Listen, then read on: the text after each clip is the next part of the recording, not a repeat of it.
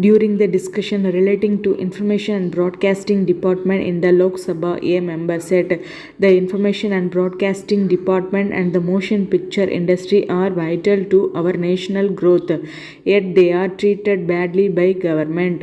We give a lot of attention to the building of our physique, that is as it should be. But what about the building of our mind? If you neglect it, you do so to the detriment of the democracy of which you are proud. Therefore, I would urge the Honorable Minister with all the earnestness at my command that at any rate he should not regard this department as an unimportant one. He should use all his influence to see that he gets adequate grants for improving the efficiency and the utility of this important department. Coming to the information department, I want to place before you certain interesting facts. The department is given a grant of about a crore of rupees, and within that you have got to receive information, give information, and conduct a dozen other branches of this very important department. No wonder your information service has been very poor indeed. When I criticized, it is not done in any easy mood. I do so because I realize the necessity for making the information service very efficient. India has got special problems which you must present to the world. The world has problems which you have got to interpret to your citizens. You cannot do that by merely complaining that you have no funds, so must find the money for it. There is one aspect about the information service on which I wish to lay emphasis, and that is the integration of the services. You have fabricated the information service into one for internal purposes and another for external use. Your foreign information service is a department by itself. Some years back, the Economic Committee suggested that inland and foreign information services should come under one control. That has not been done because there would be a common cadre and it would be possible for our young men to go from one end to the other, and selection would become easy and the department more efficient.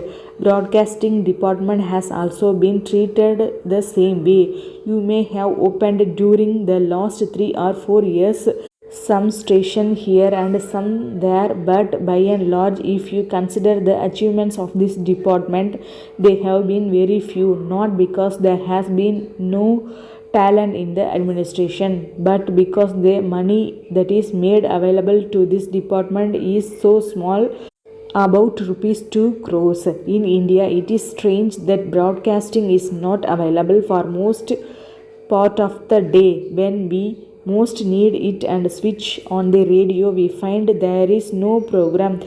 That is not as it should be. After all, you must supply some food, some relaxation, some entertainment to the mind.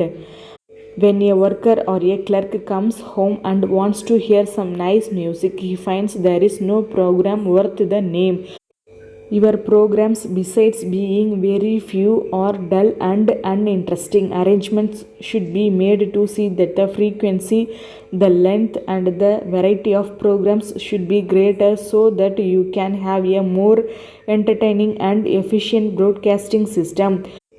One thing more, and that is about the commercial broadcasts.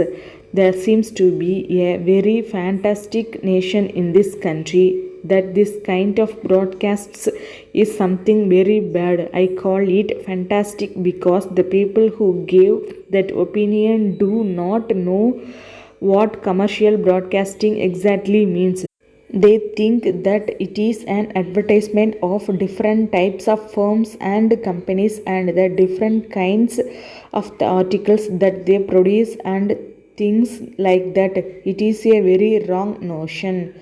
Commercial firms have also a duty towards the people and must spend a part of their income in order to give recreation to the public.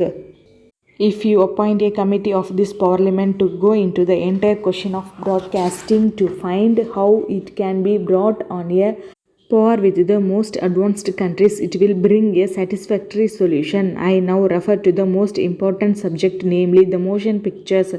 The Film Enquiry Committee has submitted its report a year ago. It has made useful suggestions. It has, among other things, recommended the setting up of a film council, a production code administration, and a film finance corporation. All these have got to be implemented. This is an industry where not less than rupees 40 crores of private capital has been invested. This is an industry which gives nothing less than 7 crores of rupees to the state governments.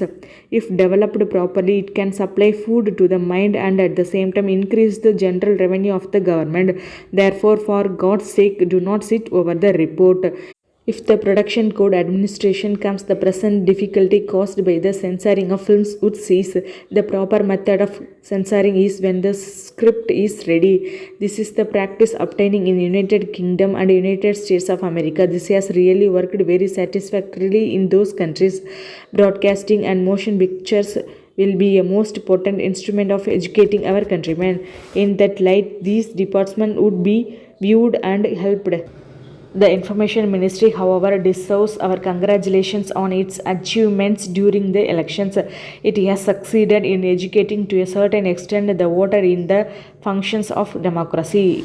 I will here venture to make the suggestion that information organizations should become a central subject. The states should contribute 0.5% of their annual revenue to central government so that the contribution can be used by the center for publicity work. Extra expenditure, if any, should be borne by the center. Each state should have a central publicity organization working under the direction of the union government. This move will centralize publicity and ensure close cooperation with the various state governments.